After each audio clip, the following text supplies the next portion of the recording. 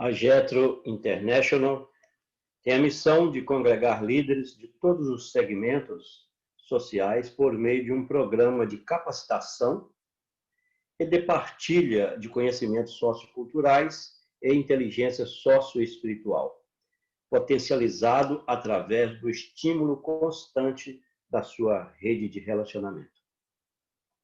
Nosso entendimento é que esses líderes, a partir da autorreflexão, sejam capazes de romper com paradigmas aprisionadores e alcançar um novo sentido, um novo paradigmático, contudo, respeitando os sistemas socioculturais estabelecidos e a diversidade no seu mais amplo sentido, e sem destruir os arquétipos inerentes de cada indivíduo. Assim, o que se espera é que esses líderes sejam sujeitos de transformação do cenário social no qual estejam inseridos. Por isso, a Getro International fomenta o desenvolvimento de suas potencialidades psicoespirituais e suas competências pessoais para que possam exercer influência em processos transformadores. Portanto, a diplomacia civil da Getro International nasceu com esse objetivo: engajar líderes, todos que tenham interesse pela compreensão dos sistemas socio-humanos e que demonstram capacidade para influenciar e proporcionar impacto direto para o bem geral do ser humano, visando uma sociedade justa, igualitária e comprometida com princípios éticos. Para atingir os seus objetivos, a Getro International observa as prerrogativas legais, principalmente a partir da Constituição de cada nação, bem como através da interpretação da Convenção de Genebra, sempre com foco no agir humanitário. Hoje, nós estamos, mais uma vez, com um programa que é da maior importância no nosso crescimento espiritual e também no nosso crescimento social, porque uma vez que nós entendamos o Evangelho, nós entendemos também como é conviver em sociedade, como é conviver com o próximo, porque, salvo o melhor juízo, o foco do Evangelho é o outro. E para trazer essas lições para nós, nada melhor do que o nosso mestre, Dr. J.B. Oliveira.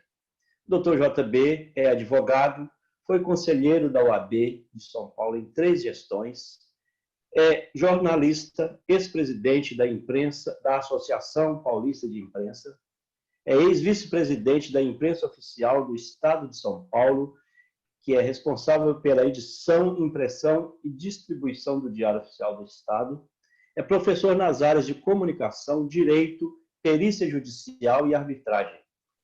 É ex-docente dos cursos de mestrado e doutorado da Polícia Militar do Estado de São Paulo. Também presidente do Instituto J.B. Oliveira de Educação e Capacitação Profissional. É escritor com 9 livros publicados, mais 2 em coautoria. Também é membro da Academia Cristã de Letras, Academia Paulista Evangélica de Letras e Academia William Shakespeare.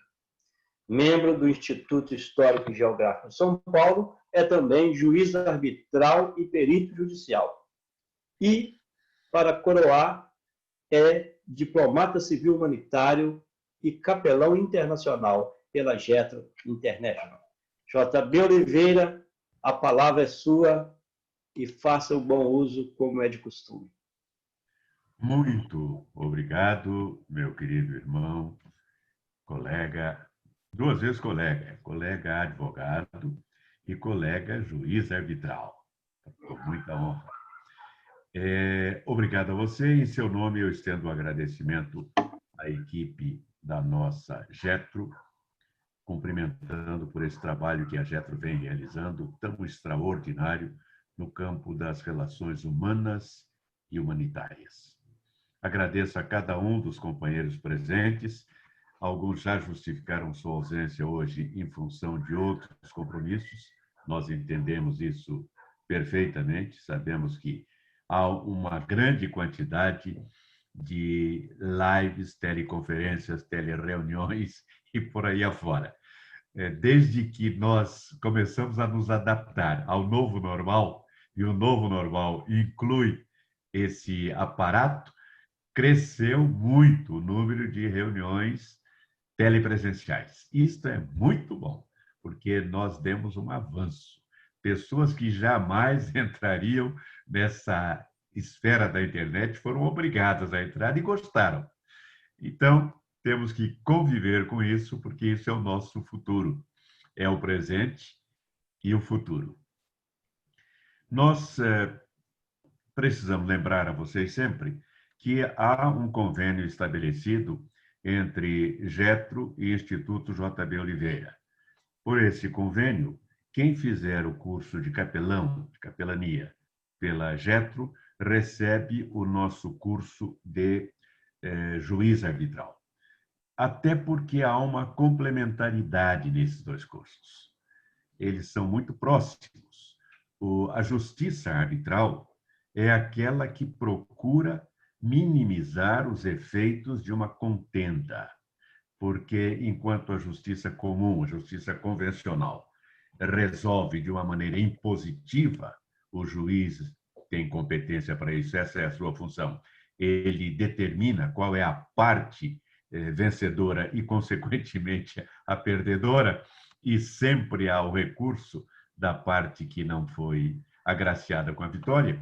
No caso da justiça arbitral, não, porque o juiz arbitral chama as partes, ele não intima, ele convida as partes, sentam-se ao redor da mesa, tem uma audiência em que o juiz ouve as duas partes e procura ponderar um caminho para a solução pacífica da questão.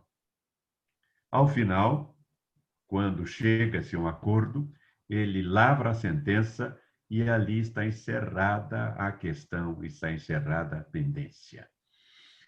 É diferente, portanto, da justiça convencional, porque ali há uma sentença impositiva. O juiz impõe, ele tem competência para isso, e aqui há uma sentença compositiva. As partes se compuseram.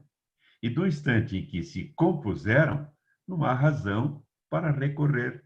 Então, não há recurso. A questão morre ali na audiência arbitral. Isso é muito bom.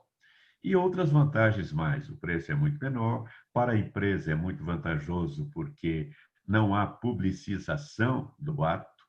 Hoje, na justiça comum, se alguém entra com ação contra uma empresa, sai publicado no Diário Oficial a ação intentada e impetrada e o nome da empresa como ré. Mais tarde, o autor da ação, aquele que entrou com a ação, pode ser considerado carecedor da ação, ou seja, de razão, ou seja, perde a ação, mas o mal já está feito. Aqui não, na justiça arbitral não se publica nada, é tudo dentro de um ambiente sigiloso, é tudo entre as partes apenas. E isto dá um conforto, além de não haver o recurso, do prazo ser muito menor. Os colegas advogados sabem que quando entramos com uma ação e o cliente nos pergunta, doutor, quanto tempo até a sentença final? A resposta é SDS. Só Deus sabe, porque não há como prevermos o que vai acontecer. Tantas são as possibilidades, tantos são os recursos, tantos são os embargos, embargos infringentes e tudo mais, que a gente não sabe até onde vai. Enquanto que na justiça arbitral, a lei estabelece que o prazo máximo para a prolação da sentença é de 180 dias, 6 meses. Não é maravilhoso? Então, aí está, nós temos esse convênio do Instituto JB Oliveira com a Getro. Quem fizer o curso de capelão recebe, como bônus da Getro, o curso de juiz arbitral. E quem fizer qualquer dos nossos cursos e indicar lá Getro, porque quando entra para fazer a matrícula, quando entra para fazer a inscrição, a matrícula, pergunta se tem algum cupom. Se escrever Getro, terá desconto de 10% em qualquer dos nossos cursos. E nós estendemos os outros 10% para a Getro. Nós entendemos que a Getro precisa de ter um apoio para desenvolver o seu trabalho. Isso tudo que ela está fazendo é gratuito, é gracioso, não há nenhum pagamento. Todas essas conferências são gratuitas. Então, se nós podemos, vamos ajudar. E com muito prazer nós fazemos isso. Então, há um desconto de 20%, 10% vai para quem fizer a inscrição e 10% vai para a Getro. Bom, vamos ao nosso trabalho? Eu estou vendo aí meu querido irmão Ibrahim. É o futuro juiz arbitral. Ele já se inscreveu, ele já fez conosco o curso de perito judicial, é perito judicial na área em que tem conhecimento de sobra, que é a área de negócios de turismo, tudo aquilo que envolva o trade turístico, ele conhece, e vai haver muitas ações nessa área, porque muitas viagens foram canceladas, muitos voos, muitos pacotes, e está havendo dificuldade de entendimento entre as partes, vão chover ações. E nessas ações será necessário um perito que conheça todo o sistema de turismo para poder orientar o juiz quanto à parte que tem razão, ou seja, o laudo pericial. Ele já é perito judicial e agora vai ser juiz arbitral também. Já fez a sua inscrição, já recebeu o seu link e já deve estar estudando. JB, sim. se me permite, só aqui dando justificativa, ontem nós tivemos a live cancelada e eu quero aqui, com muito pesar, inclusive, anunciar que a live foi cancelada, seria feita com o tenente da rota, o senhor Rubens Carvalho, porém o irmão dele, à tarde, na parte da tarde, sofreu um acidente seríssimo e por isso ele teve que ir para o hospital e etc. Inclusive, a notícia é ruim, o irmão dele veio a óbito, não resistiu, então por isso a live de ontem foi cancelada, só para deixar esse registro. Nós enviamos os nossos sentimentos de pêsames e de solidariedade por intermédio da Cleusa para o nosso irmão Rubens. Ele é um homem cristão. Ele sabe que tudo na nossa vida, quando acontece, é por permissão de Deus. Nenhum fio de cabelo cai da nossa cabeça, sem que a vontade de Deus o permita. Ele tem essa consolação e sabe que a vida continua. Do outro lado, eu sempre me lembro nessas ocasiões da poesia de um grande irmão, poeta, jornalista, radialista, propagandista, parlamentar, chamado Joia Júnior. Falando sobre esse evento da morte, ele escreveu uma poesia que diz: onde estou eu não sei, nem sei onde estive, nem onde estarei, mas eu sei que ele vive. E como eu sei que vive o meu Salvador e Rei, eu sei que com ele estive e que com ele estarei. Se a razão que justifique a fé, eis sua lei, eu sei que o meu Redentor vive e eu também viverei. Quando nós temos essa convicção, esta força de Deus, a morte é meramente uma passagem. Os franceses dizem da morte: elle est la nuit de ce jour inquiet qu'on appelle vie. Ela é a noite deste dia inquieto a que chamamos vida. E a figura é perfeita. Como a noite faz intervalo entre um dia e outro, a morte é um intervalo entre uma vida e outra, porque a existência continua. Vamos ao nosso estudo de hoje, capítulo 17 de Mateus, a Transfiguração. 6 dias depois, tomou Jesus consigo a Pedro e a Tiago e a João, seu irmão, e os conduziu em particular a um alto monte. Alguns supõem que esse monte seria o Monte Tabor, que tem 575 metros de altitude. Outros acham que seria o Monte Hermon, que tem 2.814 metros de altitude.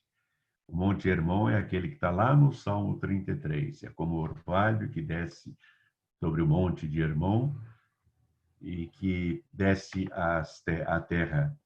Este Salmo 133 é o Salmo da Fraternidade. Mas aqui a preocupação não é dizer se foi aqui ou acolá. Como já dissemos, Deus não tem preocupação com detalhes que são meramente humanos. Foi um monte, isso que importa. E o que aconteceu lá? Pedro, Tiago e João. Também há uma consideração que eu sempre gosto de fazer, até para nos confortar em certas situações. Jesus tinha muitos seguidores. Nós vimos, na ocasião da multiplicação dos pães, que eram 5.000 homens, além das mulheres e crianças. Talvez aí umas 12, 15 mil pessoas, seguidores. Dentre estes, havia um grupo específico, que seguia Jesus metodicamente para aprender com ele. Imagine que bênção aprender aos pés de Jesus, aprender com Jesus. Eram os discípulos. Como disse, vem do latim discipulum, discípulo, que significa aprendiz, eram os aprendizes. Desse grupo, Jesus pegou um grupo menor ainda, os 12, a que chamou de apóstolos. Enviados, apostolai grego, verbo enviar, que eram aqueles que tinham uma missão, eram missionários, como os muitos queridos missionários que temos no nosso grupo. Pessoas com uma missão definida no campo espiritual, na seara de Deus, na seara do Mestre. Mas, dentro desse grupo de 12, havia um grupo menor, Pedro, Tiago e João. Em momentos muito especiais, ele está com Pedro, Tiago e João, apenas os 3. Isso nos lembra que dos muitos amigos, nós temos alguns mais próximos e temos aqueles que são amigos do peito, de confiança, de consideração. Mas no instante, que nós vamos ver mais à frente, mais duro da sua vida, Jesus estava sozinho. E ele sabia desde o começo disso. Ele citou o que disse o profeta: ferirei o pastor e as ovelhas se dispersarão. Não foi surpresa para ele, mas ele ficou sozinho. Que nós saibamos que também, muitas vezes, não é por maldade, não é por mal querer, é simplesmente por uma debilidade. Os apóstolos amavam a Jesus, tinham vontade de ir com ele até a morte. Pedro disse isso. Mas a nossa situação de humanos é diferente. Jesus próprio disse: o espírito está pronto, mas a carne é débil, a carne é fraca. E naquele instante eles o abandonaram. Muitos nos abandonam por esta debilidade, que saibamos compreender e perdoar. Pedro, Tiago e João. E transfigurou-se diante deles, e o seu rosto resplandeceu como o sol, e os seus vestidos se tornaram brancos como a luz.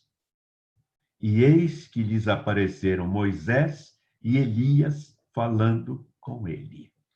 Moisés e Elias. Então, ali estava Jesus, Moisés e Elias. A representação da lei, simbolizada por Moisés, que foi quem trouxe a lei, quem recebeu a lei de Deus e a trouxe, e também o Pentateuco, por ele escrito, e os profetas, todos aqueles pelos quais passamos, que vieram profetizando, falando a respeito de Jesus, a respeito de tudo aquilo que nós vimos na sequência, representados por Elias. Isso nos remete ao Evangelho de Mateus, mesmo capítulo 5, versículo 17, em que Jesus diz: não cuideis que vim destruir a lei ou os profetas.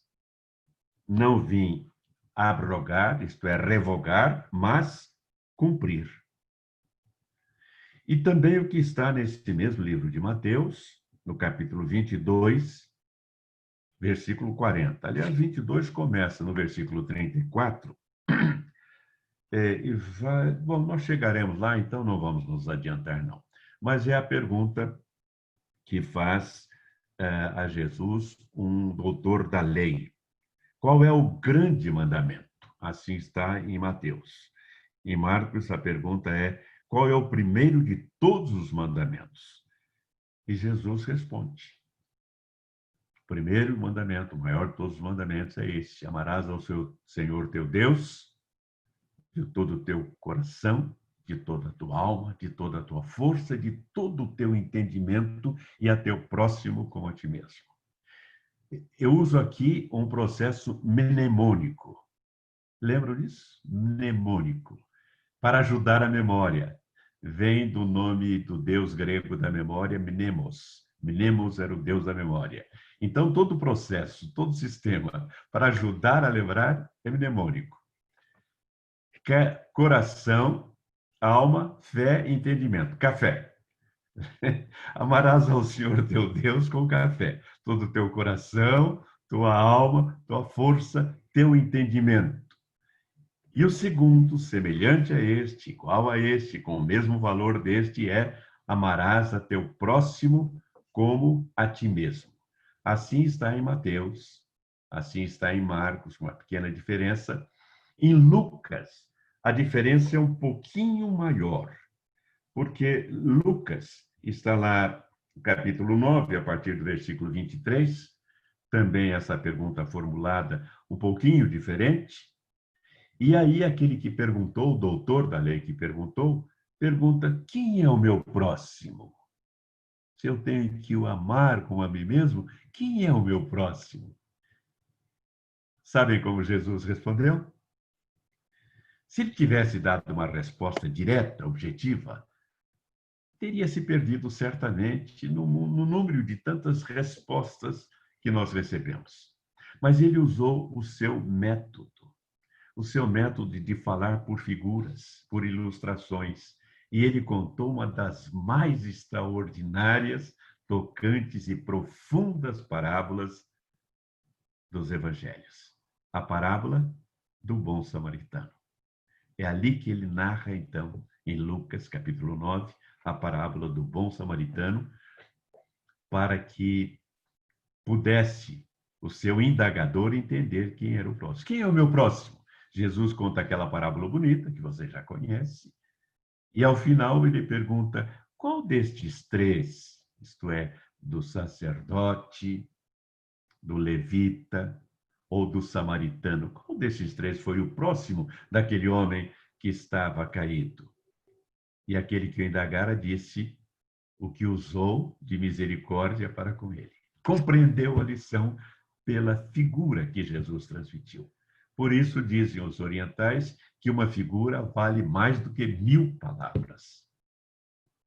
Jesus disse: vai e faze da mesma forma.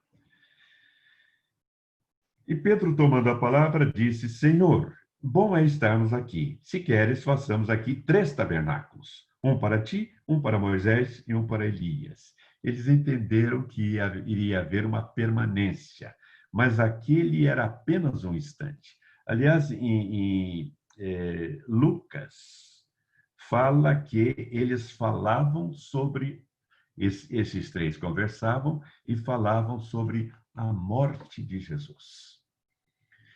Era como que um consolo prévio, uma preparação para aquele grande momento. Por isso é muito importante, quando algum irmão, quando algum amigo, quando algum parente está por enfrentar uma dificuldade, que nós cheguemos juntos. Porque o próprio Jesus teve para confortá-lo aqueles 2 grandes homens do passado, Elias e Moisés. E estando eles ainda a falar, eis que uma nuvem luminosa os cobriu. E da nuvem saiu uma voz que dizia: este é o meu amado filho, em quem me comprazo, escutai-o. E aí prossegue o que aconteceu. Jesus disse a eles que a ninguém contassem nada.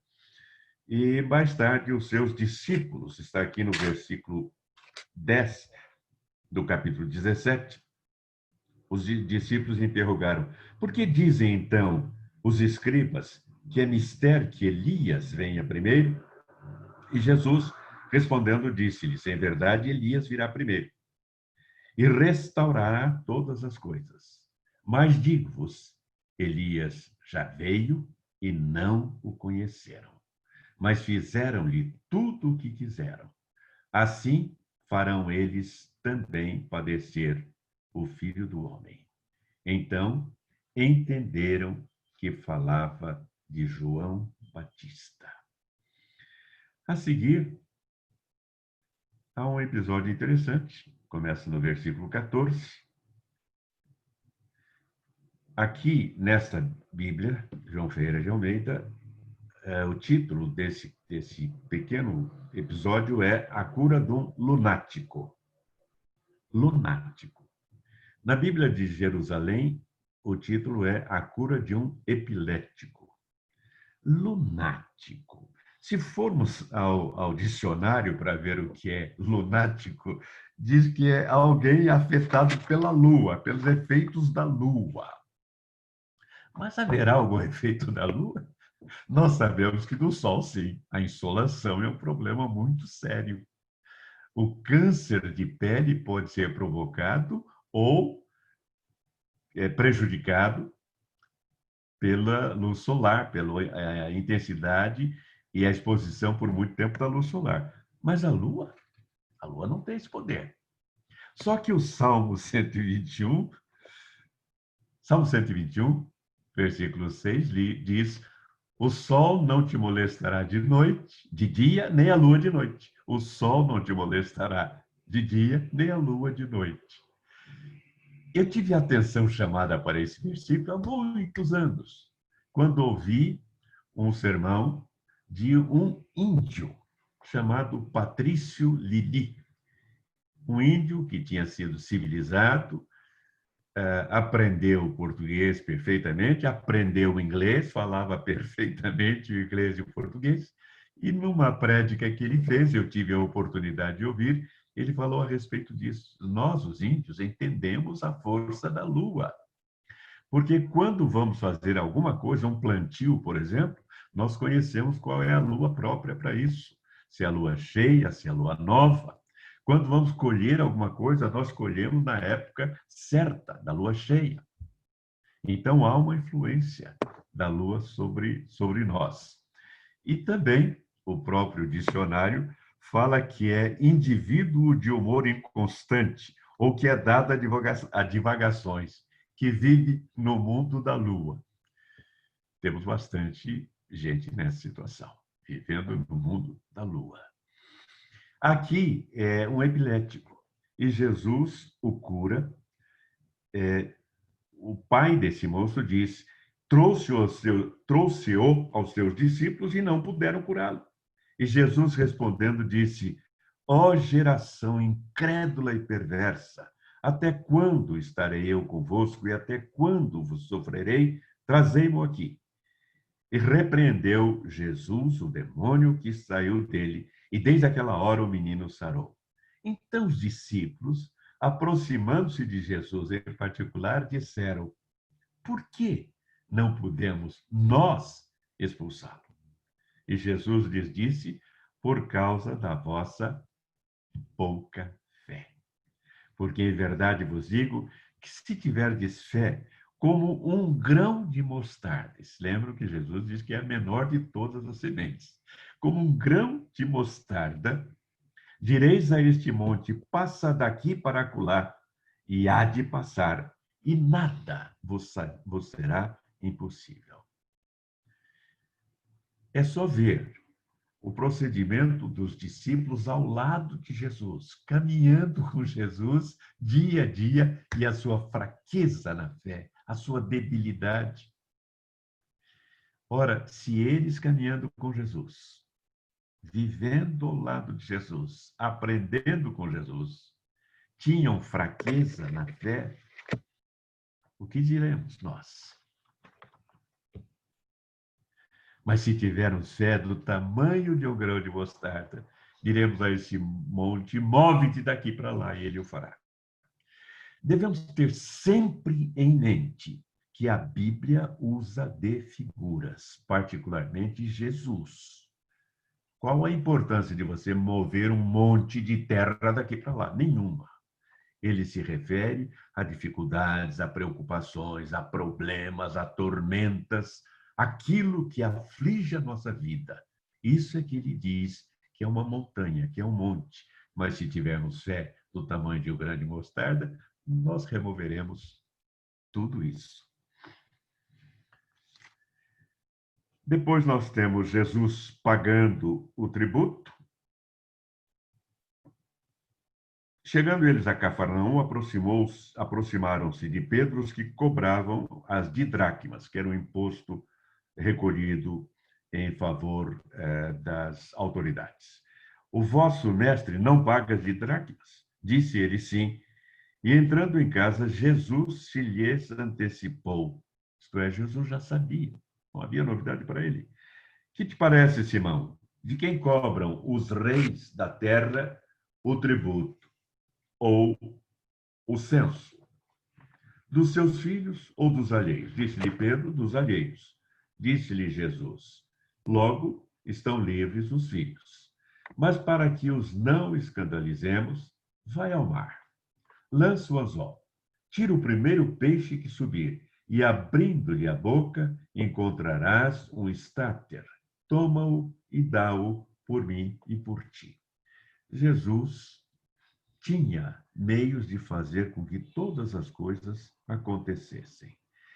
Ele faz de tudo para cumprir a lei dos homens, desde que esta não conflite com a lei de Deus. Nós vamos ver mais adiante, quando perguntam a ele se é devido pagar imposto a César, a resposta que ele vai dar, separando uma coisa da outra. Aqui há um outro episódio interessante, no capítulo 18, que mostra também a natureza frágil dos nossos irmãos, que eram os apóstolos. O título é O Maior no Reino dos Céus. E naquela mesma hora chegaram os discípulos ao pé de Jesus, dizendo: quem é o maior no reino dos céus? Mas eu prefiro a redação como está em Marcos, capítulo 9, a partir do versículo 32. Marcos, capítulo 9, a partir do versículo 32, a versão é um pouquinho diferente. É a mesma coisa na essência, mas um pouquinho diferente. Então, aqui começando no versículo 30, aí dá uma ênfase maior. E tendo partido dali, caminharam pela Galileia e não queria que alguém o soubesse, porque ensinava os seus discípulos e lhes dizia: o Filho do Homem será entregue nas mãos dos homens e matá-lo-ão, e morto ele, ressuscitará ao terceiro dia. Mas eles não entendiam estas palavras e receavam interrogá-lo. Esta era a essência da mensagem de Jesus. Desde o começo ele estava dizendo isso, que seria crucificado, que ao terceiro dia ressuscitaria, desde o começo. E eles não entendiam. Mas eles não entendiam essas palavras e receavam interrogá-lo. Aquela história que é muito comum conosco. Você não entende alguma coisa, mas você não pergunta. Poderia me explicar melhor? Desculpe, eu não entendi.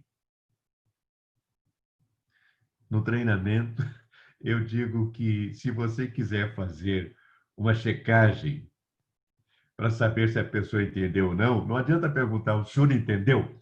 Porque ele vai dizer sim, sim, sim, claro, claro, claro. Quanto mais sim, sim, sim, claro, claro, claro ele disser, menos ele entendeu. E por que nós fazemos assim, particularmente nossos brasileiros? Porque nós somos metidos a besta. Nós achamos que temos o dever de saber tudo.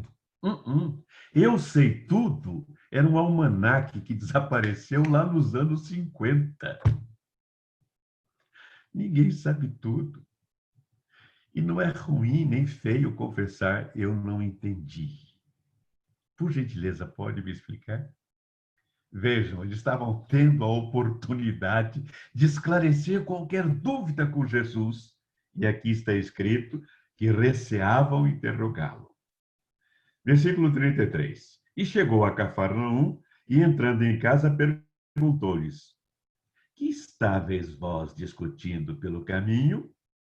Mas eles calaram-se, porque pelo caminho tinham disputado entre si qual era o maior.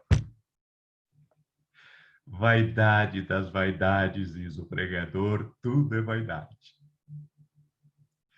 Então, naquele grupo de Jesus, havia aquele que não acreditava muito nele, queria aqui ver para crer. Havia aquele que estava a seu lado apenas esperando a oportunidade de vendê-lo. Havia os vaidosos, nós vamos ver mais à frente aqueles que sobrepõem a esses, pedindo a Jesus apenas uma coisa: que em sua glória nos sentemos uma à tua esquerda, outra à tua direita. E esses aqui discutindo entre si qual seria o maior. Imagine. Mas eles calaram-se, porque pelo caminho tinham discutido entre si qual era o maior. E ele, assentando-se, chamou os 12 e disse-lhes: se alguém quiser ser o primeiro, seja o derradeiro de todos e o servo de todos. E lançando mão de um menino, pô-lo no meio deles, e tomando-o nos seus braços, disse-lhes: qualquer que receber um destes meninos em meu nome, a mim me recebe. E qualquer que a mim me receber, recebe não a mim, mas o que me enviou. Uma lição de humildade àqueles que estavam tão perto dele e ainda não tinham entendido essa grande verdade. Então, eles estão discutindo. Jesus se explica desta forma. Aqui, em Mateus, ele fala dos escândalos. Mas qualquer que escandalizar um desses pequeninos que crê em mim, melhor lhe fora que se lhes pendurasse ao pescoço uma mó de azenha e se submergisse nas profundezas do mar. Ai do mundo por causa dos escândalos, porque é mister que venham escândalos, mas ai daquele homem por quem o escândalo vem. Pregadores de inverdades, falsos profetas dos nossos dias, leiam o que diz a palavra do Senhor. Leiam a advertência do próprio Jesus. Nós temos uma responsabilidade, nós que falamos de Jesus, de falar verdade a respeito de Jesus, de não criar doutrinas que fujam à doutrina ensinada por Jesus. Ele vai além. Portanto, se a tua mão ou teu pé te escandalizar, corta-o e atira-o para longe de ti. Melhor te é entrar na vida coxo ou aleijado do que, tendo 2 mãos ou 2 pés, seres lançado no fogo eterno. E se o teu olho te escandalizar, arranca-o e atira-o para longe de ti. Melhor te é entrar na vida com um só olho do que, tendo 2 olhos, seres lançado no fogo do inferno. Uma outra versão fala Geena, em nome de um local onde atiravam corpos sacrificados. Genom. Vede, não desprezeis alguns desses pequeninos, porque vos digo que os seus anjos no céu sempre veem a face de meu Pai que está nos céus. Aqui temos a referência ao anjo protetor, ao anjo da guarda. Lá atrás, no passado, eu me lembro, principalmente no meu interior, de ver em muitas casas de comércio uma folhinha, um calendário, que havia a imagem de 2 crianças à beira de um precipício, à beira de uma queda, e o anjo a seu redor, cuidando deles. E lá no Salmo 91, porque a seus anjos dará ordem a teu respeito para guardarem todos os teus caminhos. Nesse episódio também é que ele conta aquela maravilhosa parábola da ovelha perdida. Está aqui no 18, começando no versículo 12. Que vos parece? Se algum homem tiver 100 ovelhas e uma delas se desgarrar, não irá pelos montes, deixando as 99 em busca da que se desgarrou? E se porventura acha, em verdade vos digo que maior prazer tem por aquela do que pelas 99 que se não desgarraram. Assim também, não é vontade de vosso Pai que está nos céus que um destes pequeninos se perca. Fala depois a respeito do pecado de um irmão e como devemos tratar. Isso é importante para a nossa vida diária, para o nosso comportamento. O que ele diz?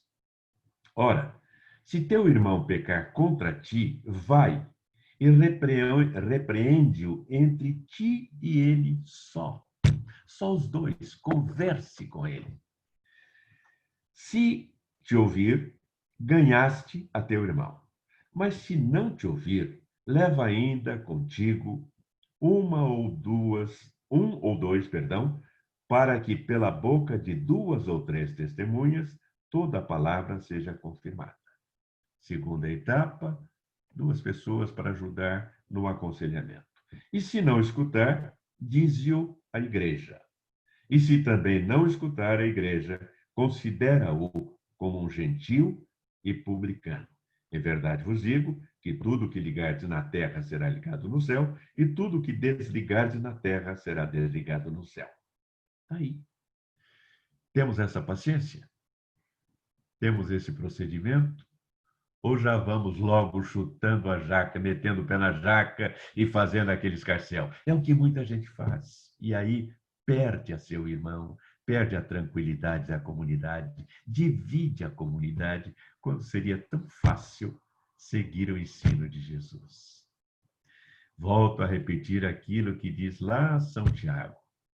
Toda pessoa seja pronta para ouvir, tardia para falar, tardia para se irar.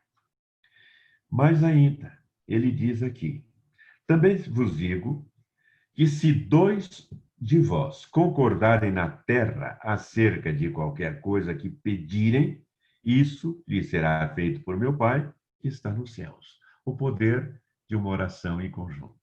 O poder de um grupo de oração. E nós sabemos disso. Ao longo da vida temos visto quantas coisas um grupo de oração consegue diante de Deus. Ele diz mais, esse versículo tão repetido, versículo 20 do capítulo 18. Porque onde estiverem 2 ou 3 reunidos em meu nome, aí estou eu no meio deles. Jesus não exige audiência plena. Jesus não exige plenário lotado. Jesus exige que estejamos de coração e em união. E é então que Pedro aproveita o ensejo para fazer uma média. Vamos lá? Versículo 21. Então Pedro, aproximando-se dele, disse, Senhor, até quantas vezes pecará meu irmão contra mim e eu lhe perdoarei? Até 7. Cá entre nós, bonzinho, não é? Porque na época em que Jesus viveu, o homem considerado ideal era aquele que sabia fazer tudo de melhor para os seus amigos e infligir os piores castigos aos seus inimigos. Era o homem exemplar.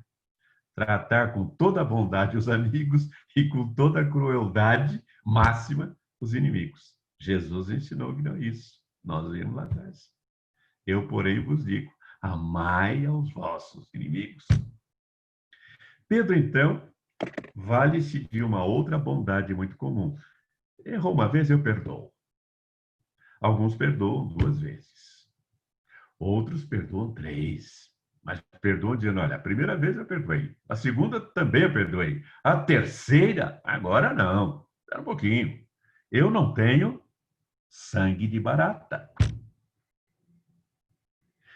Pedro pega esse número máximo de 3, dobra 6 e dá 1 de lambuja. 7.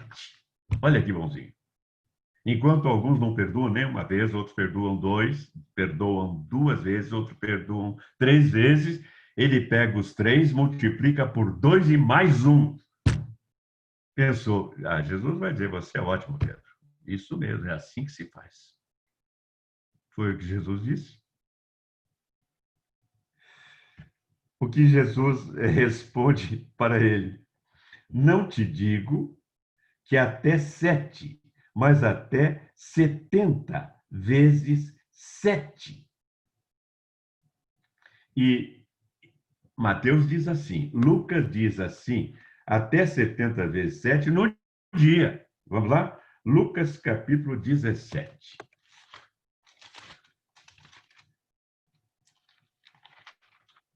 Lucas capítulo 17. Deixa eu ver se é isso mesmo. Versículo 4. Versículo 4. E se pecar contra ti 7 vezes no dia, e 7 vezes no dia vier ter contigo, dizendo, arrependo-me, perdoa-lhe. 70 vezes 7 dá 490 vezes no dia. Cá entre nós tem que caprichar muito. Tem que ficar ali fustigando o tempo todo. 490 vezes no dia, mas se ele fizer isso, você perdoa. Isto é cristianismo. Isto é ser cristão. Quando Jesus disse de todas as diferenças que devemos fazer, ele diz, para que sejais filhos do vosso Pai, que está nos céus.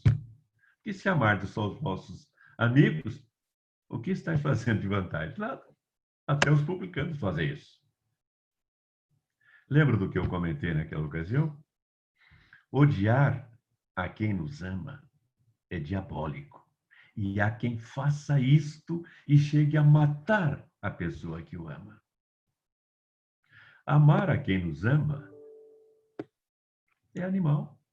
Qualquer animal faz isso. Você dá o alimento para um cão, para um gato, ele é seu amigo. Você joga uma pedra, ele é seu inimigo. Agora, amar a quem nos odeia é divino. E só quem tem Deus dentro de si é capaz de fazer isso. Mas é para isso que Cristo veio, para colocar dentro de nós Deus, a divindade, o amor. Depois vem a parábola do credor incompassivo, aquele que devia 1.000 dinheiros, o seu senhor o perdoou. Ele encontrou um servo que devia 100 dinheiros e ele não perdoou, embora aquele seu conservo lhe disse misericórdia e tal. Aí o seu senhor viu isso e mandou que cobrassem dele e o colocassem em castigo. O capítulo 19 fala acerca do divórcio. E é delicado esse assunto. E aconteceu que, concluindo Jesus estes discursos, saiu da Galiléia e dirigiu-se aos confins da Judéia, além do Jordão. E seguiram-no muitas gentes e curou-as ali. Observem que por onde Jesus passa, ele vai curando pessoas. Ele curou muitas pessoas. É só observarem nos episódios. Curou muitas pessoas. Então chegaram ao pé dele os fariseus, fazendo o quê? Tentando-o, e dizendo-lhe, é lícito ao homem repudiar sua mulher por qualquer motivo? Ele, porém, respondendo, disse-lhes, não tendes lido que aquele que os fez no princípio, macho e fêmea os fez? E disse, portanto, deixará o homem pai e mãe e se unirá à sua mulher, e serão 2 numa só carne? Assim, não são mais 2, mas uma só carne. Portanto, o que Deus ajuntou, não o separe o homem. Mas e quando há separação de pessoas boas, de pessoas cristãs? Nós vamos ver isso mais para frente, em São Paulo. Quando acontece isto, deve-se agir com lealdade, deve-se agir com franqueza e com amor. E aqui o que está escrito é: o que Deus ajuntou, não o separe o homem. Eu pergunto, todo casamento que existe, foi Deus que ajuntou? Ou foi o interesse? Ou foi meramente uma atração passional? Ou foi um capricho? Ou foi para se vingar daquela que não quis casar com ele, então ele casa com essa que é mais bonita do que aquela? Quanta idiotice há nos casamentos! E esse casamento, certamente, esses casamentos não foram unidos por Deus. Deus une as almas. Deus une aquela pessoa que procura na outra pessoa a afinidade de alma, de ideais, de espíritos. Aí sim, aí Deus uniu. Não há quem possa separar. Desculpe a referência de novo. Daqui a pouquinho, em 9 de fevereiro, são 50 anos de casamento. Comemos mais do que um saco de 60 quilos de sal juntos. Nunca discordamos, ou quantas vezes. Nunca eu a desagradei de alguma forma? Sim. E ela não me desagradou de alguma forma? Sim. Mas o que é isso diante do amor? O que é isso diante de todas as coisas boas em que convivemos? Ele prossegue. Disseram-lhe eles, então por que mandou Moisés dar-lhe carta de divórcio e repudiá-la? Eles estão sempre procurando na lei, procurando em Moisés, motivos para colocar Jesus numa posição delicada, numa posição em que ele tem algum conflito com a lei para poderem acusá-lo. Disse-lhes ele, Moisés, por causa da dureza dos vossos corações, vos permitiu repudiar vossas mulheres, mas ao princípio não foi assim. Ele não mandou, ele permitiu por causa da dureza dos corações. Eu vos digo, porém, que qualquer que repudiar sua mulher, não sendo por causa de prostituição, e casar com outra, comete adultério. E o que casar com a repudiada também comete adultério. Disseram-lhe seus discípulos, se assim é a condição do homem relativamente à mulher, não convém casar. Eles falaram aqui o que São Paulo vai dizer lá na frente, aos Coríntios. Não convém casar. Ele, porém, lhes disse, nem todos podem receber esta palavra, mas só aqueles a quem foi concedido.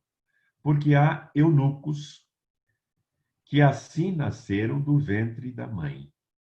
E há eunucos que foram castrados pelos homens. E há eunucos que se castraram a si mesmos por causa do reino dos céus. Quem pode receber isto, recebam. O que ele quis dizer é que há eunucos, isto é, pessoas sem essa volição, sem essa preocupação sexual. Eunucos que assim nasceram do ventre de sua mãe. Certamente já terão conhecido alguma pessoa que é assexuada, isto é, não tem inclinação para sexo. Não é homossexual, é apenas assexuada. Não tem esta volição, não tem esta inclinação, porque assim nasceram. E ele diz a outros que foram castrados pelos homens. No século XIX e mesmo final do século XVIII, na Itália, castravam meninos cantores para que eles permanecessem com aquela voz aguda, com aquela voz afinada. Só para isso cometiam essa atrocidade contra a vontade e contra a natureza. E há eunucos que se castraram a si mesmos por causa do reino dos céus. Isto é, dispuseram-se a não ter vida sexual. Dispuseram-se por si mesmos. Castidade. Mas por si. Uma decisão pessoal, não uma imposição. Uma decisão pessoal. Resolveram. Quem pode receber isto, recebam. Na sequência, Jesus abençoando os meninos, aquele episódio em que as crianças vão chegando, alguns discípulos querem afastá-las, e Jesus disse, versículo 14, deixai os meninos e não os estorveis de vir a mim, porque dos tais é o reino dos céus. Mais tarde ele vai dizer que quem não se fizer como uma criança, de maneira alguma entrará no reino dos céus. As qualidades da criança. Viram como a criança confia firmemente em seu pai, em sua mãe? Viram como não tem preocupação com o que vai comer, com o que vai beber, onde vai dormir, porque mamãe e papai cuidam disso. Viram como a criança está pronta a perdoar, está pronta a compartilhar. Não há muito tempo eu vi um vídeo que mostrava, eu creio que uma escola, várias crianças sentadas, à frente delas, sentadas lá de uma da outra, à frente delas, um prato coberto. No momento certo, mando descobrir os pratos. O prato de um menino tem um sanduíche cortado ao meio. O do seu amiguinho não tem nada. Ele olha para o prato do seu amiguinho olha para o prato dele e, sem dizer nada, ele pega metade do seu sanduíche e dá para o seu amiguinho. Isso é criança. Esta naturalidade, essa cordialidade, essa confiança, esta fé, que com o passar do tempo nós vamos perdendo. Lamento dizer, mas o passar do tempo vai endurecendo os nossos corações.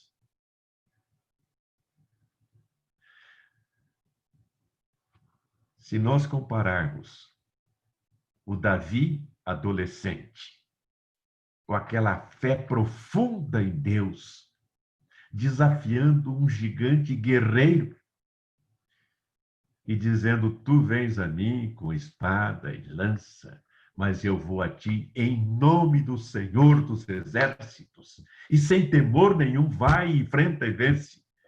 Com o Davi, mais tarde, já rei, lá no seu palácio, passeando pelo palácio, enquanto os seus soldados estão em guerra, estão na frente de guerra. E ele, afastado disso, aproxima-se do quê? Betsabá. E de cometer crimes terríveis. Contra os mandamentos. Não cobiçarás a mulher do próximo. Não adulterarás, não matarás, e tudo isso ele fez. O mesmo Davi glorioso lá de trás. E nós podemos olhar para nós mesmos e ver quanta coisa ao longo do tempo nós fomos distorcendo. Por isso Jesus convida a que sejamos como crianças, para que entremos no reino dos céus. O mancebo de qualidade aproximou-se o mancebo e disse-lhe, bom mestre, que farei para conseguir a vida eterna? E Jesus disse, se queres, porém, entrar na vida, guarda os mandamentos. Disse-lhe, quais? E Jesus disse, não matarás, não cometerás adultério, não furtarás, não dirás falso testemunho, honra teu pai e tua mãe, e amarás o teu próximo como a ti mesmo. Disse-lhe o mancebo, tudo isso tenho guardado desde a minha mocidade. Que me falta ainda? E o mancebo, e disse-lhe Jesus, se queres ser perfeito, vai, vende tudo o que tens e dá-o aos pobres e terá um tesouro no céu. Vem e segue-me. E aí? E o mancebo, ouvindo essas palavras, retirou-se triste, porque possuía muitas propriedades. Disse então Jesus aos seus discípulos, em verdade vos digo que é difícil entrar um rico no reino dos céus. E outra vez vos digo que é mais fácil passar um camelo pelo fundo de uma agulha do que entrar um rico no reino de Deus. E seus discípulos, ouvindo isso, admiraram-se muito, dizendo, quem poderá, pois, salvar-se? E Jesus, olhando para eles, disse-lhes, aos homens é isso impossível. Mas a Deus, tudo é possível. Primeiro, consideremos o jovem, senhor de muitos bens, naquela dualidade a que Jesus já fez referência. Não podeis servir a Deus e a Mamon. Mamon, sabem, o Deus da riqueza. E ele preferiu ficar com a sua riqueza material, preferiu ficar com seus bens materiais, afastou-se triste, mas afastou-se. Na sequência, Jesus faz essa figuração, dizendo da dificuldade que consiste em um rico entrar no reino dos céus, que é mais fácil um camelo passar pelo fundo de uma agulha. E aí eles disseram, mas então é impossível. E Jesus diz que a Deus nada é impossível. Não nos esqueçamos que Jesus sempre usa figuras. Não podemos pegar ao pé da letra. É figura, é parábola, é ilustração, para chamar a nossa atenção, para mostrar a dificuldade. Uma outra interpretação desse texto refere-se aos muros das cidades, por exemplo, Jerusalém, tinha os muros à sua volta, a entrada principal, tinha mais algumas entradas, mas a entrada principal. No final do dia, fechava-se essa entrada. Mas havia, ao longo das muralhas, umas passagens estreitas, finas, com a ponta afilada, parecendo um fundo de agulha. A semelhança era de um fundo de agulha. E para passar por ali, a pessoa tinha que passar sem nada, ou seja, apenas com a sua roupa. Se levasse qualquer volume, não passaria. Com o camelo, com o animal, nem pensar. E ainda assim, tinha que abaixar-se, tinha que ajoelhar-se para passar. Talvez fosse esta a figura, não estou assegurando. Mas, de qualquer forma, aí uma lição. Tinha que deixar os bens materiais do lado de fora, tinha que ajoelhar-se numa atitude de humildade para poder passar. Aí os discípulos, através de Pedro, dizem: então Pedro, tomando a palavra, disse-lhes: eis que nós deixamos tudo e te seguimos. Que receberemos? Toma lá da cá. É impressionante.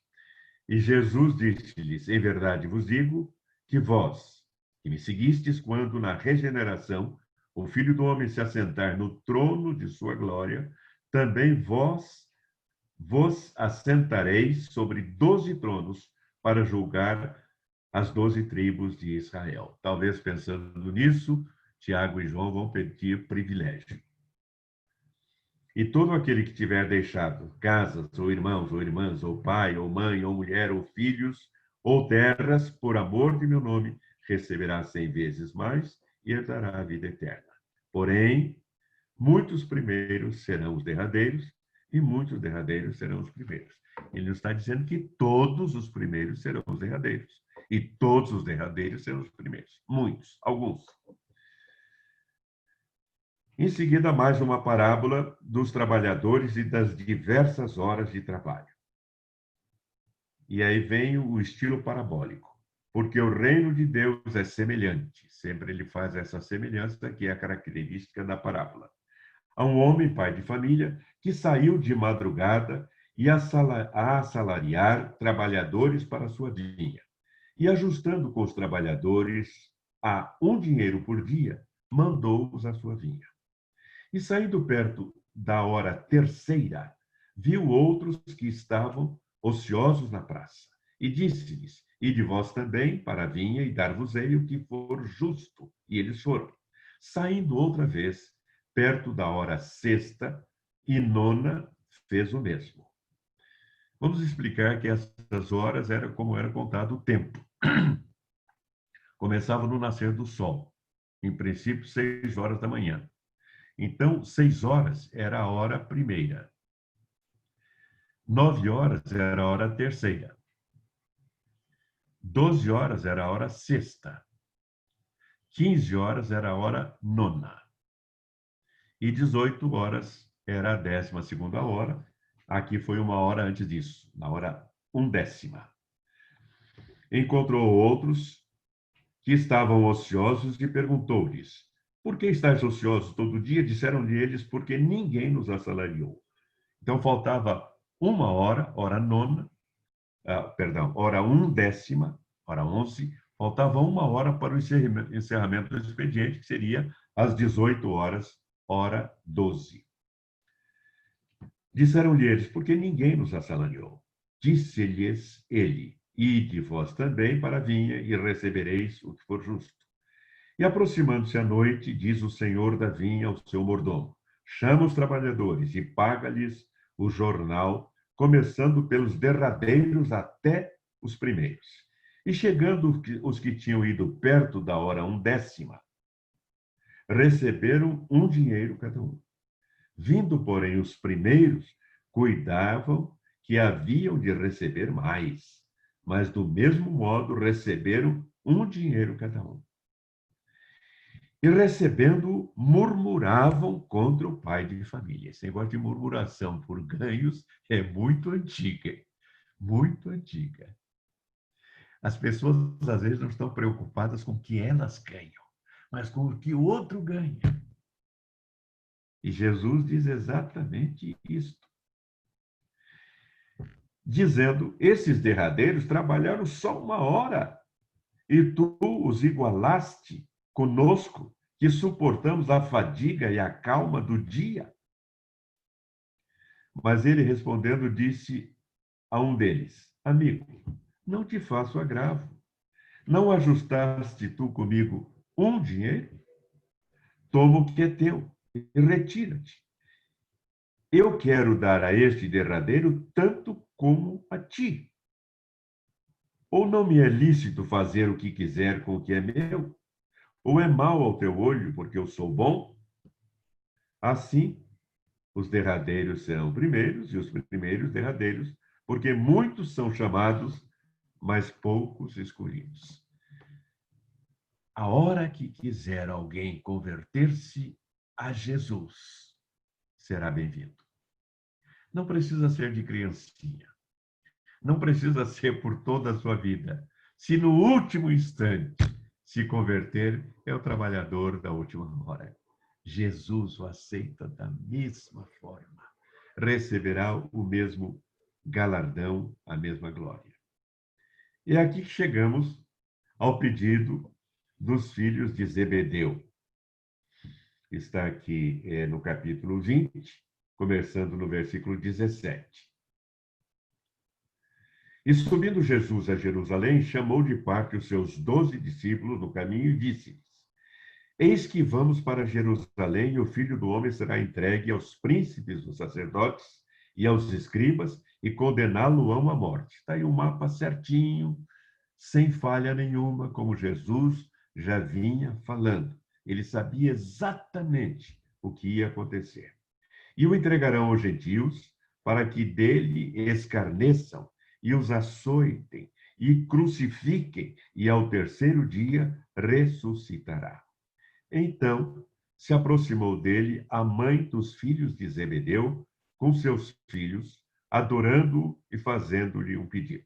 Este mesmo texto está também em Marcos, capítulo 10, e em Lucas, capítulo 18. Em Marcos, nós encontramos que foram os próprios Tiago e João que pediram. Aqui está dizendo que é a mãe de Tiago, dos filhos de Zebedeu, Tiago e João. Não importa isso. Talvez a mãe estivesse com eles, um pediu, outro pediu, não importa. Importa que fizeram esse pedido. E Jesus diz-lhes: que queres? Ela respondeu: dize que estes meus 2 filhos se assentem, um à tua direita e outro à tua esquerda do teu reino. É possível. Jesus já se aproximando do momento final. Jesus que um pouco antes tinha ensinado a humildade.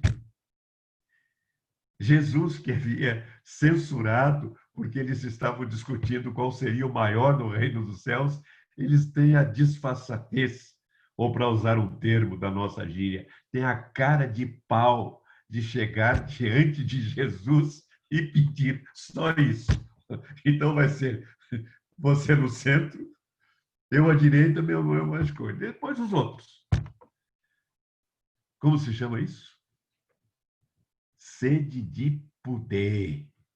Sede de poder. Há pessoas que fazem tudo pelo poder, por aparecer, por estar em local de destaque. Era isso que eles queriam. Ficaram à esquerda, outro à direita de Jesus. Em todas as fotografias que houvesse, eles estariam aparecendo, um ao lado direito, outro ao lado esquerdo. Já viram isso acontecer nos nossos dias? Ou não acontece mais? No Brasil, não, né? Talvez na França. Pois é. Quanta gente lutando desesperadamente pelo poder, sacrificando a própria honestidade, a honra, a ética, a decência, a vergonha.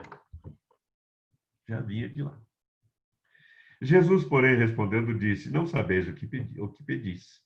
Podeis vós beber o cálice que eu hei de beber e ser batizados com o batismo com que eu sou batizado? Dizem-lhe eles: Podemos. Pois é, quando se quer conseguir alguma coisa, é fácil dizer: Eu posso, eu faço, eu prometo. Eles acabavam de dizer que poderiam passar por tudo aquilo que Jesus ia passar. Só que no instante em que Jesus foi preso, escafederam-se todos. Diz-lhe ele: Na verdade, bebereis o meu cálice, mas o assentar-se à minha direita e à minha esquerda não me pertence dá-lo, mas é para aqueles para quem meu Pai o tem preparado. E quando os 10 ouviram isto, indignaram-se contra os 2 irmãos. É como se eles não tivessem feito a mesma coisa um pouco atrás. Então Jesus, chamando-os para junto de si, disse: Bem sabeis que pelos príncipes dos gentios são estes dominados, e os grandes exercem autoridade sobre eles. Não será assim entre vós. Não será assim entre vós. Mas todo aquele que quiser entre vós fazer-se grande, seja o vosso serviçal, seja o vosso servo. Em julho de 1960, vou repetir, em julho de 1970, e eu estou ouvindo algumas pessoas pensarem: eu não tinha nascido. Eu sei, eu tinha nascido, eu era jornalista, e eu fui fazer a cobertura para a revista Voz da Mocidade, fui fazer a cobertura do 10º Congresso da Aliança Batista Mundial no Rio de Janeiro, e tive a oportunidade de ali conhecer Billy Graham, entrevistar Billy Graham, ser fotografado com ele, porque eu estava entrevistando. E houve, ao longo da semana, o congresso durou toda a semana, várias palestras de palestrantes internacionais. Uma das que mais me impressionaram chamava-se O Senhor Servidor, The Servant Lord, apresentado por um congressista polonês. The Servant Lord, em que ele dizia de Jesus sendo o Senhor, colocando-se na condição de servo, do mais humilde, de Jesus dizendo: eu não vim para ser servido, mas para servir e dar a minha vida em resgate de muitos.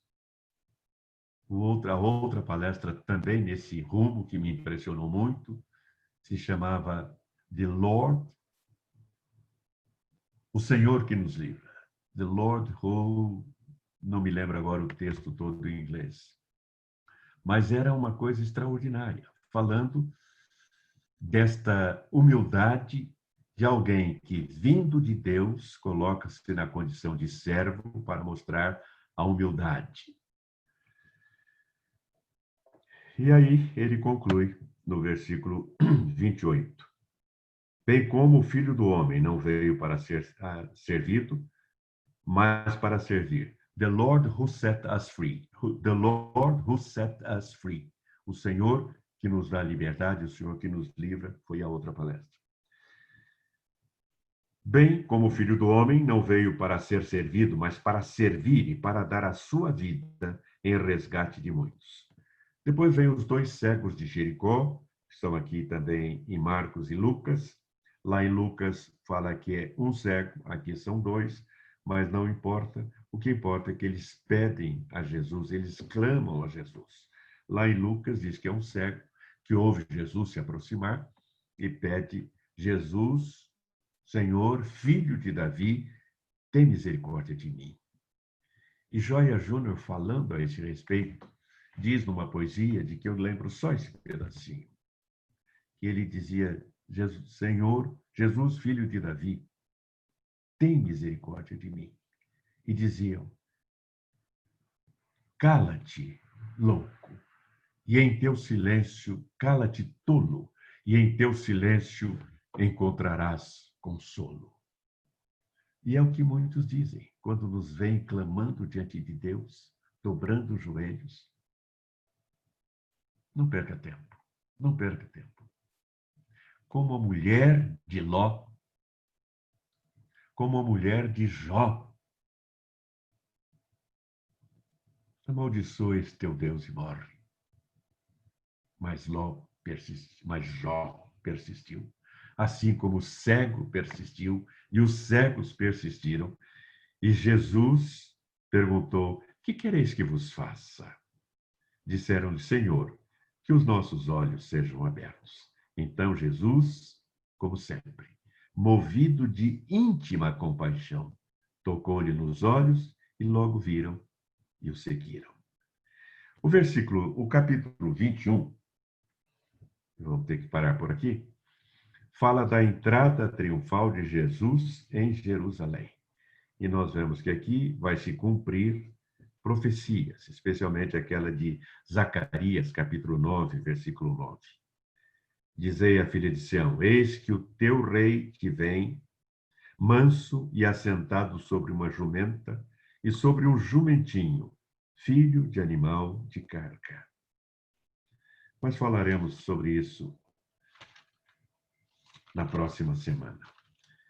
Eu continuo com aquela intenção de ir lá para frente, de entrar, estou querendo muito entrar no sermão profético, que começa no capítulo 24, mas ainda não foi dessa vez. Começa no capítulo 24, o sermão profético. E caminhar até o 28, que é o último capítulo do livro de Mateus. Mas eu acho que se não ilustrarmos, se não trouxermos para os nossos dias, se não fizermos esse encontro de texto com o contexto, ficamos numa leitura simples que vocês podem fazer a qualquer instante. Aqui o interesse é comentarmos, é trazer um pouco da vivência, da experiência e dividir com vocês.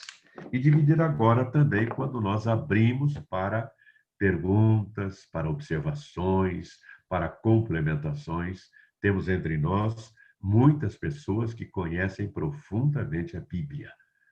Sua participação é sempre uma bênção para todos nós. Então, meu irmão João Arlindo, é com você. Ok, JB. Como sempre, o tempo passa e a gente nem percebe. Sem palavras, não há o que acrescentar. Nós estamos agora no nosso momento de participações dos espectadores. Se o senhor ou a senhora não está habituado a se inscrever para fazer pergunta, eu vou explicar. Você pode usar o levantar a mão pelo aplicativo do Zoom. Clica em participantes e aparecerá a lista de participantes. Lá embaixo, no canto inferior direito, aparecerá 3 pontinhos. Ao clicar nos 3 pontinhos, aparece levantar a mão. Se estiver usando o celular, também aparecerá levantar a mão. E aí aparecerão os 3 pontinhos, desculpa. E lá embaixo, no canto direito inferior. Clica nos 3 pontinhos, aparecerá levantar a mão e você fará a sua inscrição. Nós temos já inscrito o Volmar Machado Rodrigues. Se o Volmar pode abrir o seu microfone, Volmar, fica à vontade. E se o Volmar me permite, JP, eu quero inserir aqui, até quem sabe até o Volmar também entra na conversa, porque é um fato curioso, que eu anotei aqui, no Monte da Transfiguração, está escrito nas Escrituras que Jesus, eles perceberam que lá estavam Moisés e Elias a conversar com Jesus.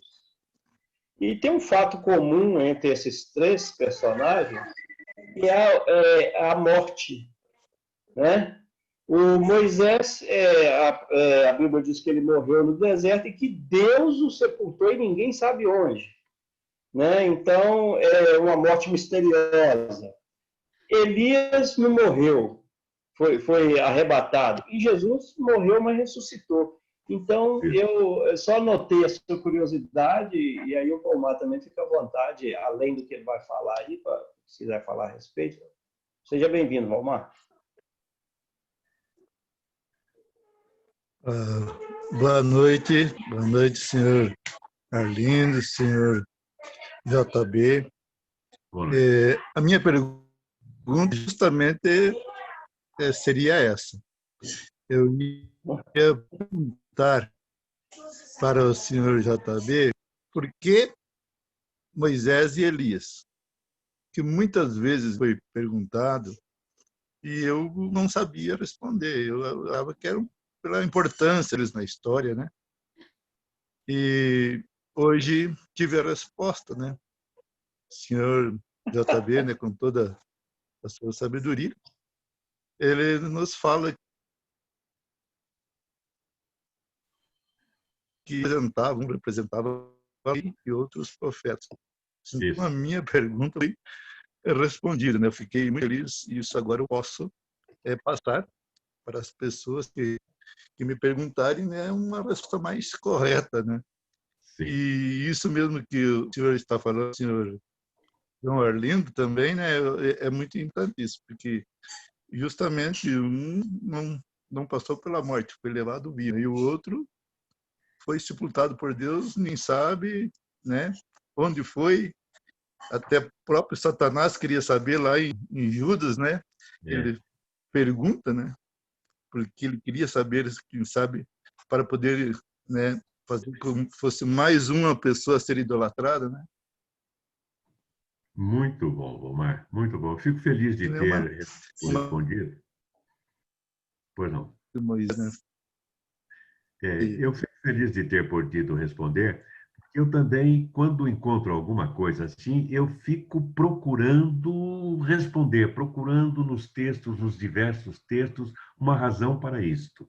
E como aquilo que eu li aqui em Mateus 5:17 e Mateus 22:40 conciliam, porque Jesus encontra-se com Moisés e Elias, e Jesus havia dito: não cuideis que vim destruir a lei ou os profetas. Não vim destruir, não vim revogar, mas cumprir. E ali está ele, naquele momento que se aproxima do ponto crucial com a lei representada por Moisés e com os profetas representados por Elias.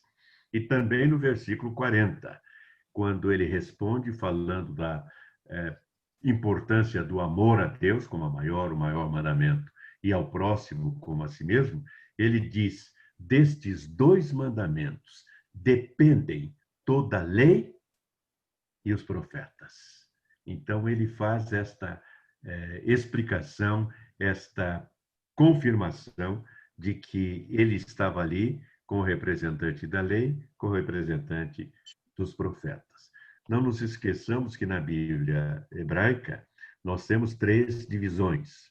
A Torá, que é chamado livro da lei, que é o Pentateuco, os 5 livros, o Neviim, que são os profetas, e depois o Ketuvim, que são os escritos, os demais escritos. Aí também temos a lei e os profetas. E a observação feita pelo João Arlindo é muito procedente. Eu já li que há quem interprete que Moisés também não tenha passado pela morte. Pela morte convencional, pela morte que nós conhecemos, não. Porque não houve um féretro, não houve o sepultamento formal do corpo. Deus o chamou a um alto monte, mostrou a terra prometida e disse que ele descansaria com seus pais. E assim acontece. Então, alguns entendem que houve também uma trasladação, como foi com Elias, como foi com Enoque. e, de certa forma, mas com mais glória com Jesus. Muito bem. Muito bom. Nós não temos outro inscrito, que se alguém tiver com dificuldade de se inscrever e quiser abrir o microfone, fique à vontade. Enquanto isso, JB, eu anotei mais uma curiosidade. Vamos a ela. Na passagem do Bom Samaritano, a pergunta é: quem é o próximo daquele homem?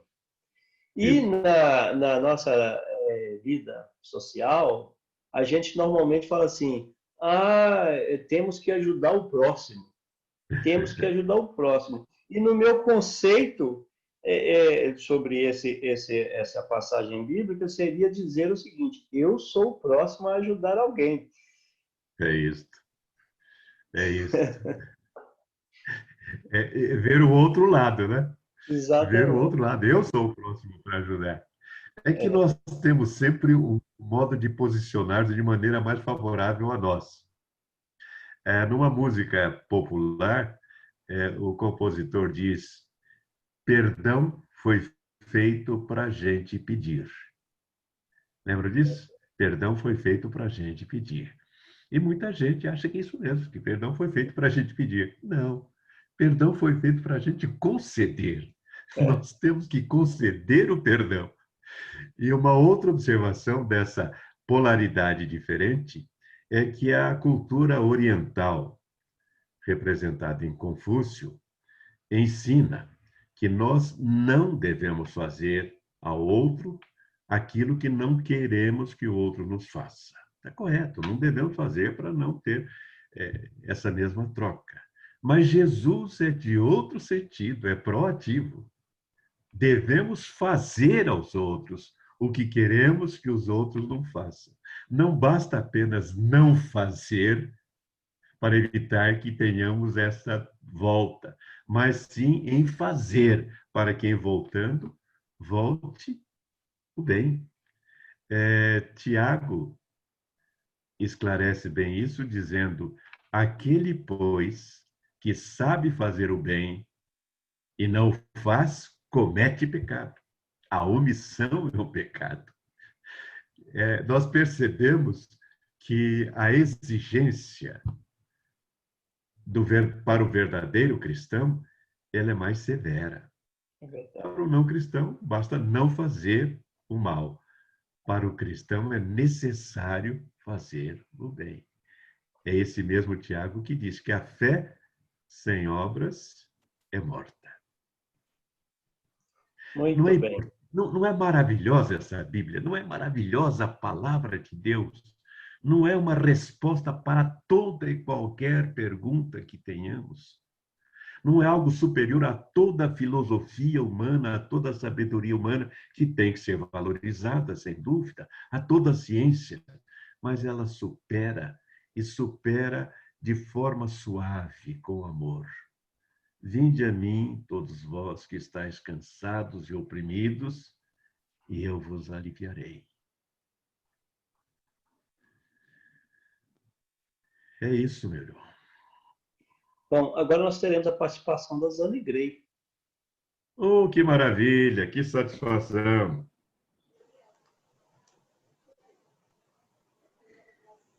Boa noite, senhor João Arlindo, senhor JB. Boa noite, querida Zane Grey. Então, eu sempre tive dúvida a questão desse buraco no muro, como o fundo de uma agulha. Ele existe mesmo? É algo que posso dizer que existe, porque às vezes a gente está pregando a palavra e surge essa dúvida. E daí eu costumo falar que se refere realmente a uma passagem no muro, mas Sim. não com total certeza, assim, né, se realmente existe. Só essa é a minha dúvida. Eu queria saber se realmente existiu em Jerusalém esta passagem. Eu li que sim. Eu não vi um documento dizendo existe em tal lugar, dessa forma, dessa conformação. Não vi. Mas que havia, porque muitas pessoas podiam chegar fora da hora de os portões estarem abertos e ficaria do lado de fora. Então, havia essa possibilidade, em alguns pontos, de uma passagem para quem chegasse fora do horário em que o portal estivesse aberto e pudesse entrar, mas só ele. Tudo que ele trouxesse de mercadoria ficaria do lado de fora. Mas não tem uma comprovação com dados históricos, não tem. Tá certo, obrigada.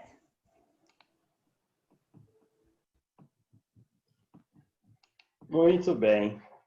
Eu estava até tentando aqui, a minha internet é um tanto lenta, porque tem umas imagens na internet que o pessoal atribui a essa passagem, né, JB? E é exatamente um estreito no muro.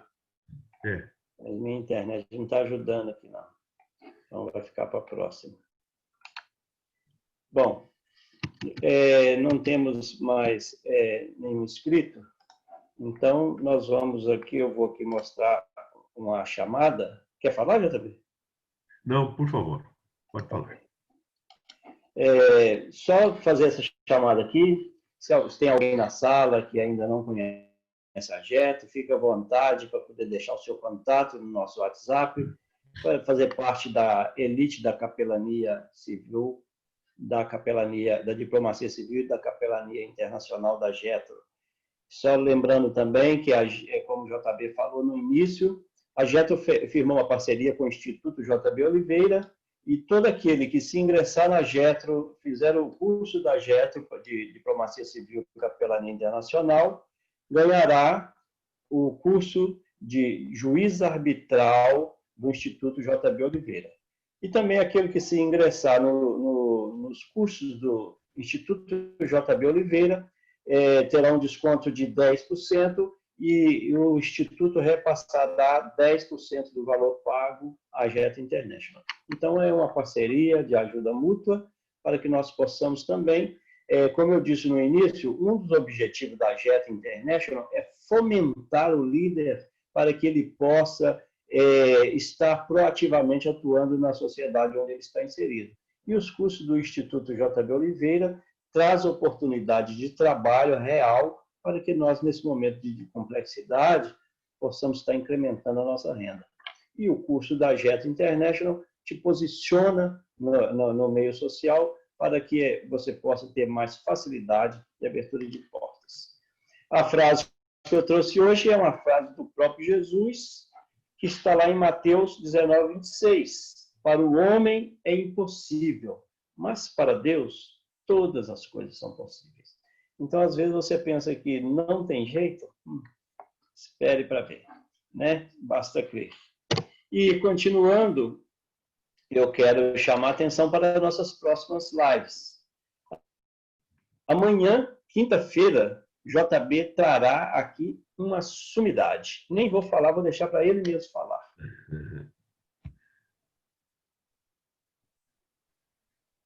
É para eu falar agora? Sim, pode falar sobre a de amanhã.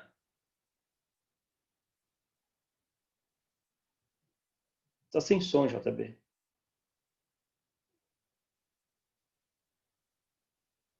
Volto a dizer que esse equipamento é autônomo, ele tem vontade própria, de vez em quando ele fala, não vai ser assim. É verdade.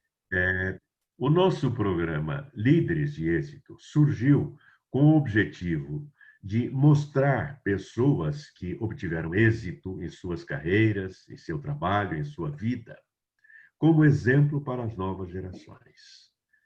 E há diversas atividades, diversas áreas. Vocês viram aqui, por exemplo, entre outros, o General Campos, entrando como adolescente no Colégio Militar e chegando a General 4 estrelas, fazendo toda uma carreira maravilhosa.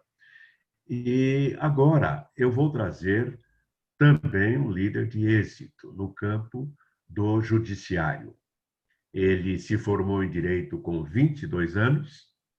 2 anos depois, com 24 anos, ele ingressou no Ministério Público por concurso, fez concurso para promotor de justiça, ingressou. 4 anos depois, ele prestou concurso para juiz, ingressou como juiz e foi subindo na carreira. Chegou a desembargador. que é o juiz do tribunal, juiz de segunda instância. Depois que cumpriu a sua tarefa, como desembargador, ele presidiu a Associação Paulista dos Magistrados, que reúne todos os magistrados do Estado de São Paulo.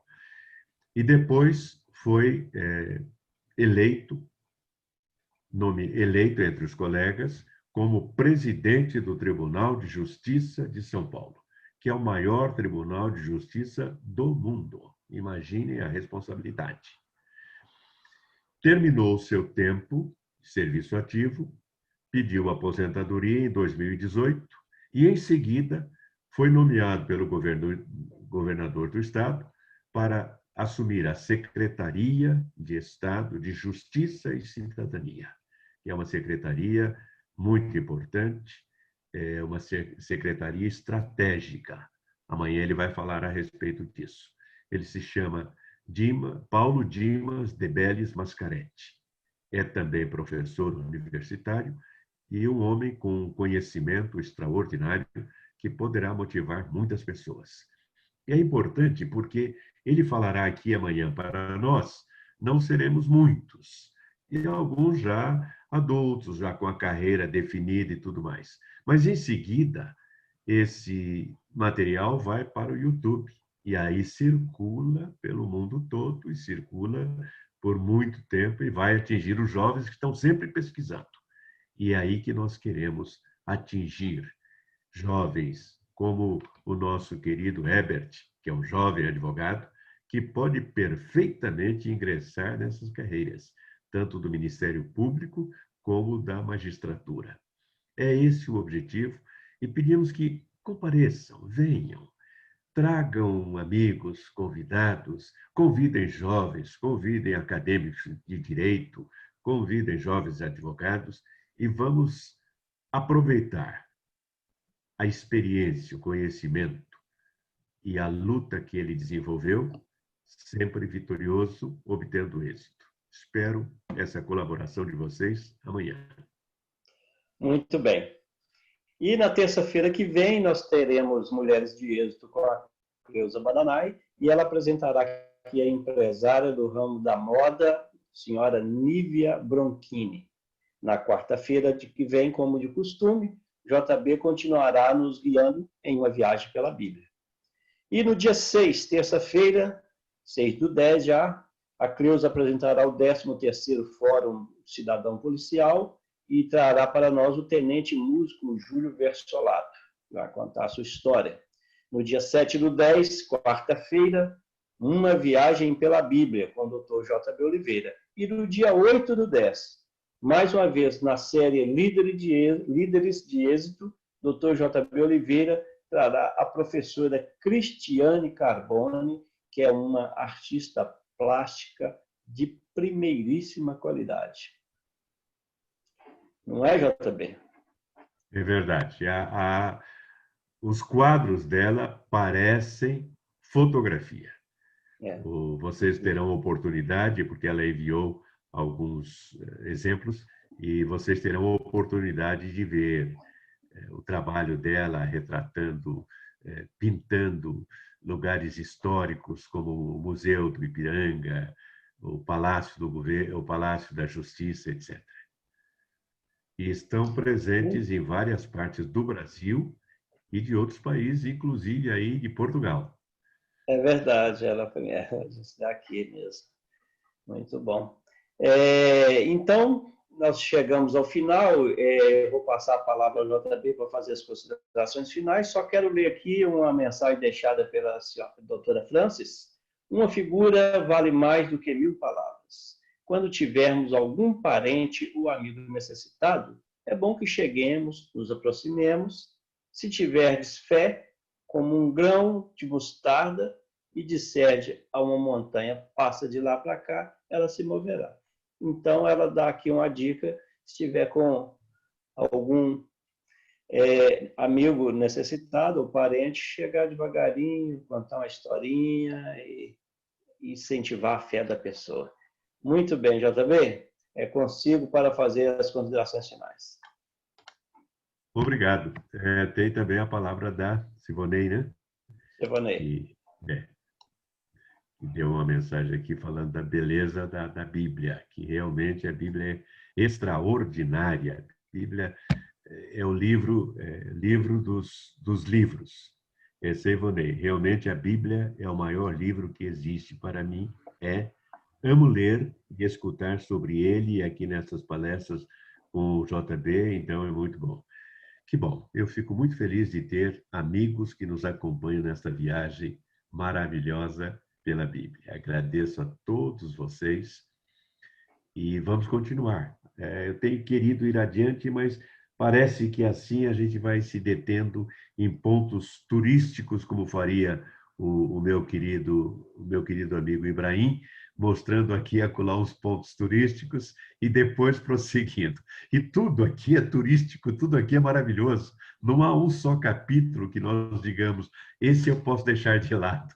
Não há um só, todos são ricos em ensinamentos. Agradeço a todos vocês, conto com vocês amanhã e, sem dúvida, na próxima semana. Um abençoado fim de semana a todos.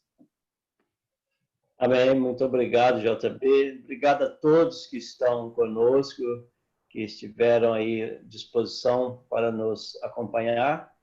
Reitero o meu pedido de convite às pessoas para participar das próximas. Tenham todos um bom descanso, fiquem com Deus. E podem abrir o microfone para despedir.